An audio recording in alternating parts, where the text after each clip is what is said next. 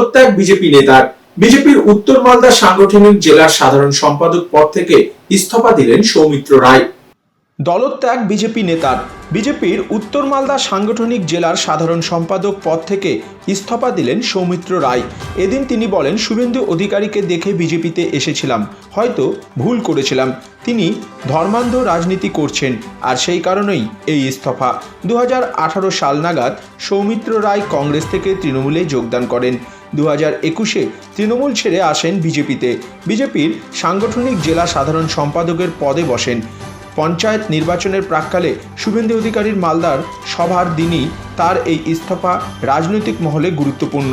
বিজেপির আরেক নেতা দক্ষিণ মালদা সাংগঠনিক জেলা সাধারণ সম্পাদক অম্লান ভাদুরী বলেন, মানুষের ক্ষোভ, দুঃখ, বিক্ষোভ থাকে। আলোচনার মাধ্যমেই এই সমস্যা মিটিয়ে নেওয়া যাবে বলে তিনি আশা প্রকাশ করেছেন। আগামী দিনের সবাই বিজেপি ছেড়ে পালাবে দাবি তৃণমূলের রাজ্য কমিটির সাধারণ সম্পাদক কৃষ্ণেন্দু নারায়ণ চৌধুরীর।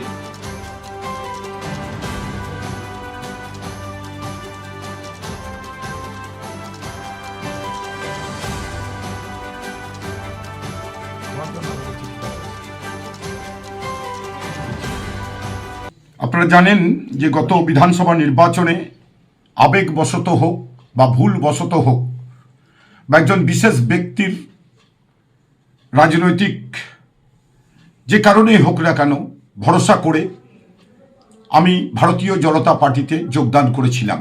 আমি ভেবেছিলাম যে ভারতীয় জনতা পার্টিতে উনি যখন যাচ্ছেন, উনি যেহেতু কংগ্রেস আর তৃণমূল ঘরানা থেকে যাচ্ছেন, তো উনি বোধহয় সেকুলার হবেন, ধর্মনিরপেক্ষ হবেন। কিন্তু প্রতিনিয়ত, প্রতিদিন, প্রতি মুহূর্তে আমি দেখলাম যে উনি ভারতীয় জনতা পার্টির যারা পুরাতন নেতা তাদের থেকেও বেশি উগ্র ধর্মের ওপরে দাঁড়িয়ে রাজনীতি করছেন। আমি ছোট্ট থেকে ধর্মনিরপেক্ষ রাজনীতি ঘরানায় মানুষ হয়েছি। আমি ধর্ম, বর্ণ নির্বিশেষে রাজনীতি করেছি। ছাত্র রাজনীতি মালদা কলেজ থেকে শুরু করে একেবারে দেওয়ালে দলের ছবি আঁকা থেকে শুরু করে বিভিন্ন নির্বাচনে অংশগ্রহণ করেছি। নির্বাচনে দলীয় প্রার্থীর হয়ে প্রচারে থেকেছি, কিন্তু কখনো ধর্মের বিভাজনের উপরে দাঁড়িয়ে রাজনীতি করিনি। কিন্তু আমি ভরসা ছিল যে এই মানুষটি বোধহয় ধর্মনিরপেক্ষ হবেন। বাংলার সংস্কৃতিতে, বাংলার কৃষ্টিতে যে বাংলা সম্প্রীতির পথ দেখিয়েছে, যে বাংলা কৃষ্টির পথ দেখিয়েছে, যে বাংলা সংস্কৃতির পথ দেখিয়েছে, সেই বাংলার ধর্মের ওপরে দাঁড়িয়ে রাজনীতি করা যায় না। তাই আমি ভারতীয় জনতা পার্টি আমাকে উত্তর মালদা সাংগঠনিক জেলার সাধারণ সম্পাদক এবং আসন্ন ত্রিস্তর পঞ্চায়েত নির্বাচনের কনভেনার করেছিলেন। আমি সমস্ত ভারতীয় জনতা পার্টির পদ এবং দল থেকে পদত্যাগ করলাম। ইতিমধ্যে পদত্যাগ পত্র হোয়াটসঅ্যাপের মাধ্যমে আমি দলের সভাপতিকে পাঠিয়ে দিয়েছি। এখন যদি বলেন যে আজকের দিনটা কেন বেছে নিলেন, আজকের দিনটা এই কারণেই বেছে নিলাম যে আজকের দিনেই শুভেন্দু অধিকারী মালদায় এসছেন। উনি গাজলে ওনার বক্তব্য শুনছিলাম আমি, হোয়াটসঅ্যাপে একজন লাইভ করছিল। উনি বলেছিলেন যে ত্রিস্তর পঞ্চায়েতে মালদায় চোরেদের আখড়া চলছে দীর্ঘদিন থেকে। আমি যতটুকু জানি যে মালদা, মুর্শিদাবাদ, উত্তর দিনাজপুর জেলায় গত পঞ্চায়েত নির্বাচনের প্রার্থী চয়ন থেকে শুরু করে ওনার নেতৃত্বেই হয়েছে। তো আজকে যদি ওনারা চোর হয়ে থাকেন, তাহলে আমি মনে করি চোরদের কারিগর হচ্ছে শুভেন্দু অধিকারী। আমি আজ থেকে রাজনৈতিকভাবে ভারতীয় জনতা পার্টির সমস্ত পদ এবং দল থেকে আমি পদত্যাগ করলাম।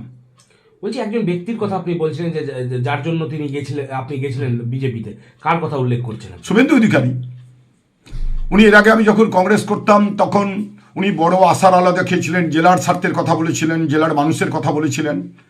আমি তখন একটা অন্যায় করেছিলাম, ওনাকে ভরসা করেছিলাম। পরবর্তীতে আমার শিক্ষা হয়নি। পরবর্তীতেও আবার আমি ভেবেছিলাম উনি বোধহয় ভারতীয় জনতা পার্টিতে আসলেও ধর্মনিরপেক্ষ থাকবেন, ওনার বক্তব্য শুনবেন। সবসময় ধর্মের ওপরে দাঁড়িয়ে উনি বক্তব্য রাখেন। বলছি, দীর্ঘদিন ধরে আপনি রাজনীতি করেন, বিজেপি থেকে পদত্যাগ করলেন, অন্য কোনো রাজনৈতিক দলে যাওয়ার সিদ্ধান্ত কি কিছু নিয়েছেন? দেখুন, রাজনীতিতে শেষ কথা বলে কিছু নেই। আপাতত আমি একটু রাজনৈতিক মুক্তই থাকব। আমার সঙ্গে কারো কথা হয় না, আমার সঙ্গে মানুষের কথা হয়, মালদার মানুষের সঙ্গে কথা হয়।